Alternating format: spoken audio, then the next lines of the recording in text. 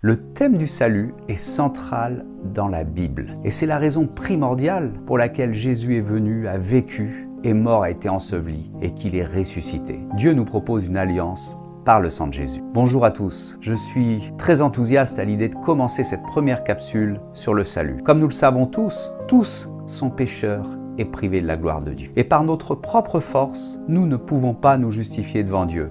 Beaucoup de religions pourtant essaient de le faire depuis des millénaires, mais ça ne fonctionne pas comme ça. Et Dieu a dû envoyer son Fils, lui sans péché, pour porter le prix de notre condamnation. Mais souvent, nous le savons et nous en restons là. Nous pouvons nous dire, bon, Jésus a déjà tout fait, je n'ai rien à faire. Je suis sauvé par la grâce de Dieu et je n'ai rien à faire. Mais pourtant, la question qu'on peut se poser, c'est devons-nous faire quelque chose pour rentrer dans ce plan de salut que nous propose le Seigneur par le sang de Jésus? Dieu nous donne la réponse à apporter à l'alliance qu'il nous propose. Beaucoup de prédicateurs prêchent sur le fait qu'il faut croire en Jésus. Je suis bien sûr tout à fait d'accord avec ça, qui ne l'est pas. Mais les démons aussi croient et ils tremblent. Ils croient tous que Jésus est mort, a été enseveli et ressuscité. Sont-ils sauvés pour autant? Non. Car il faut rentrer dans l'alliance que Dieu nous propose. Et comment rentre-t-on dans cette alliance? Imaginez une alliance. Nous avons mis les termes de cette alliance au point. Et les termes de cette alliance, c'est « je suis perdu, j'ai besoin d'un sauveur ».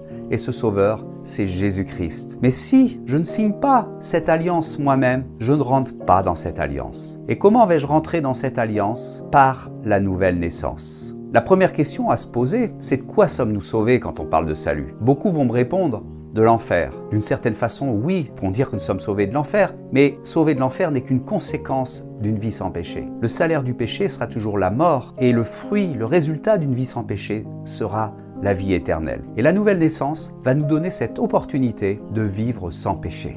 Beaucoup se posent la question également, à quel moment sommes-nous sauvés? Certains disent, il faut croire, à ce moment-là, nous sommes sauvés. D'autres disent, faites la prière du pécheur. D'autres disent encore, il faut se repentir, ou être baptisé, ou recevoir le Saint-Esprit. Et en fin de compte, personne n'est d'accord. Et pourquoi personne n'est d'accord? Car nous envisageons le salut comme un processus vertical. Nous sommes perdus, nous sautons une barrière imaginaire et nous sommes sauvés. Or, personne n'est d'accord sur l'emplacement de cette barrière. Mais le salut n'est pas à envisager de façon verticale, mais de façon horizontale. Le mot salut dans la Bible est conjugué au passé, au présent et au futur. Nous avons été sauvés quand nous avons cru. Le baptême nous sauve. Celui qui persévérera jusqu'au bout sera sauvé. Quand nous comprenons ce processus de salut horizontal, nous ne sommes plus en conflit les uns avec les autres pour essayer de trouver la place des différentes étapes de cette nouvelle naissance. Et nous allons voir dans le prochain enseignement plus précisément ce qu'est la nouvelle naissance et les éléments qui composent cette nouvelle naissance, à savoir la repentance qui suit la conviction de péché, car qui voudrait être sauvé, qui ne se croit pas pécheur. Ensuite, croire dans l'alliance que Dieu nous propose par le sang de Jésus, ce qui est une étape essentielle. Mais encore, va-t-il falloir valider, mettre notre signature sur cette alliance par le baptême et être scellé de Dieu par le baptême du Saint-Esprit. Mais nous rentrerons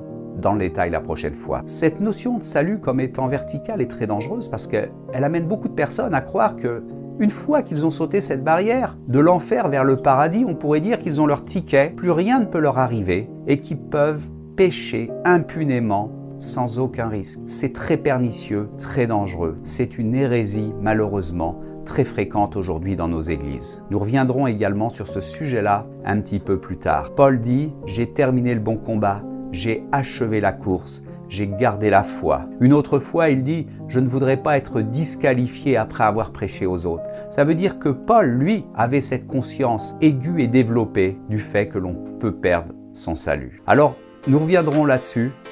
Je suis heureux pour ceux qui sont allés au bout de cette petite capsule et je vous demande de liker, de vous abonner. N'hésitez pas à mettre des commentaires. Je vous dis à la prochaine fois pour la capsule sur la nouvelle naissance. À très bientôt.